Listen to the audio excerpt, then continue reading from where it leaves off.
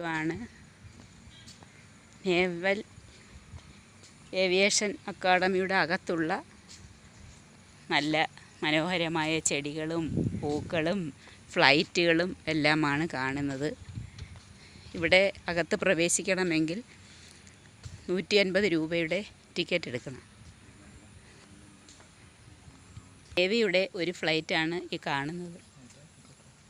Chetak a lot എന്നുള്ള നേവിയുടെ ഒരു ഹെലികോപ്റ്ററാണ് ഈ കാണുന്നത്.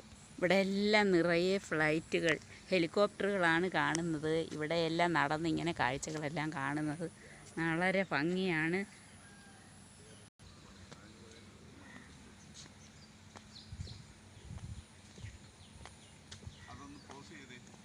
ഈ കാണുന്നത് ഒരു റെസ്ക്യൂ മിഷന് വേണ്ടുന്ന ഒരു നേവിയുടെ ഹെലികോപ്റ്ററാണ്. അങ്ങ് ദൂരോട്ടെല്ലാം നിറയെ ഹെലികോപ്റ്ററുകളാണ് കാണുന്നത്. നല്ല മനോഹരമായ ചെടികളും നല്ല പുൽത്തകിടികളും എല്ലാം ഇവിടെ നല്ല നീറ്റ് ആൻഡ് ക്ലീനാണ്. ഇന്ത്യൻ നേവിയുടെ ഒരു ഹെലികോപ്റ്ററാണ് ഇതിൽ കാണുന്നത്. ഇവിടെ നിറയെ ഹെലികോപ്റ്ററുകളാണ്. ടിക്കറ്റ് എടുത്ത് ഇതിനകത്ത് നമുക്ക് പ്രവേശിക്കാം. ടിക്കറ്റ് കൗണ്ടറിൻ്റെ ഫ്രണ്ടിലത്തെ എൻട്രി നമുക്ക് വീഡിയോ എടുക്കാൻ പെർമിഷൻ ഇല്ല. 150 രൂപയാണ്. പല റേറ്റാണ് ടിക്കറ്റിന്. വിദേശികൾക്കെല്ലാം പ്രത്യേകം ടിക്കറ്റ് ചാർജാണ്.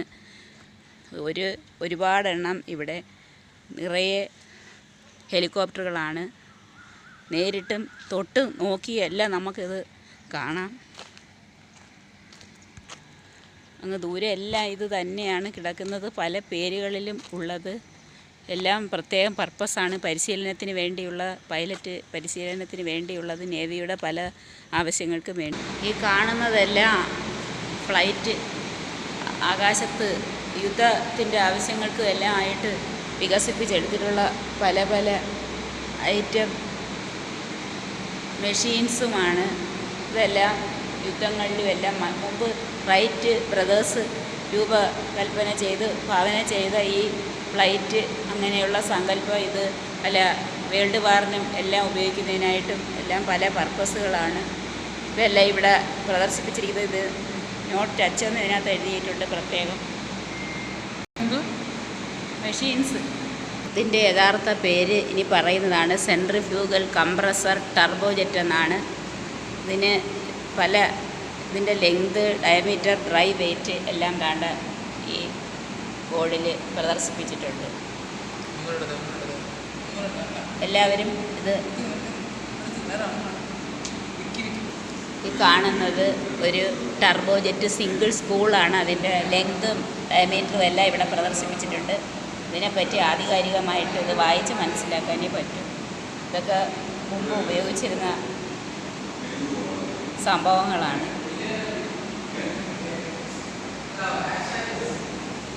ഓർഫിയസ് എൻജിൻ എന്നിതിൻ്റെ മുകളിൽ എഴുതി വച്ചിരിക്കുന്നു.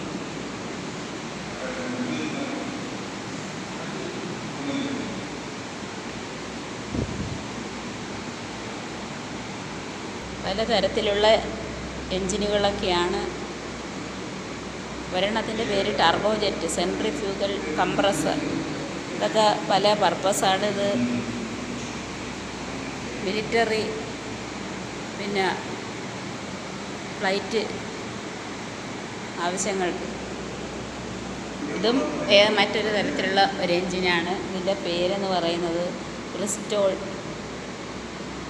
Spool turbofan engine, twin spool turbofan engine എന്നൊക്കെയാണ്.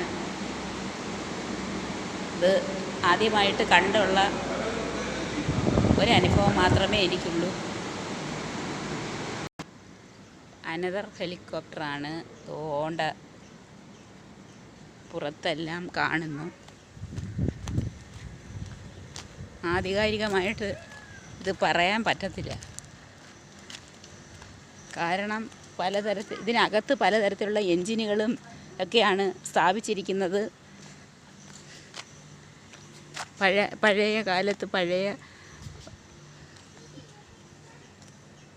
യുദ്ധസമയത്തും വ്യോമ പൈലറ്റുകളെയൊക്കെ പരിശീലിപ്പിക്കുന്നതിനും പല ആവശ്യങ്ങൾക്ക് വേണ്ടിയുള്ള ഫ്ലൈറ്റാണെന്ന് മാത്രമേ, ഫ്ലൈറ്റല്ല ഹെലികോപ്റ്ററുകളാണെന്ന് മാത്രമേ എനിക്ക് പറയാൻ പറ്റൂ. ഇത് ആദ്യമായിട്ട് കാണുന്നതാണ്, പുതിയ ഒരു എക്സ്പീരിയൻസാണ്. എല്ലാവരെയും ഇത് വീഡിയോ ഇട്ടൊന്ന് കാണിച്ചു എന്ന് മാത്രമേ ഉള്ളൂ. ഗോവയിൽ വന്ന ഒരു എക്സ്പീരിയൻസ്. Wings F വാലൂർ. എല്ലാവരും ഇവിടെ നിന്ന് വീഡിയോസൊക്കെ എടുക്കുന്നുണ്ട്. ഇതിൻ്റെ താഴോട്ട് നല്ല മരങ്ങളും എല്ലാം ഇടതൂർന്ന് കാണുന്ന വനമാണെന്നാണ് തോന്നുന്നത്. വനത്തിലൂടെയാണ് അന്നേരം ഇങ്ങോട്ട് വന്നത്. കുറേ ഭാഗം എല്ലാം വനമായിരുന്നു, താഴെ ഭാഗത്ത് കടലും എല്ലാമായിരുന്നു. ജസ്റ്റ് ഇവിടെ എല്ലാം ഒന്ന് കാണാം എന്ന് മാത്രം വിചാരിച്ചു.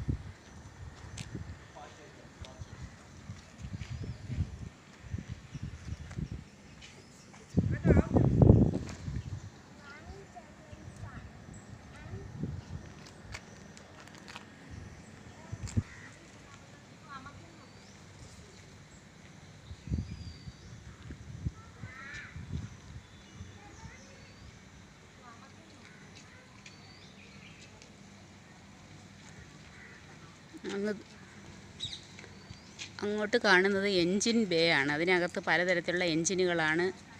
ആധികാരികമായിട്ട് എൻജിനുകളെക്കുറിച്ച് പറയാൻ എനിക്കിപ്പോൾ ഇനി പഠിക്കണം, എങ്കിലേ പറ്റൂ.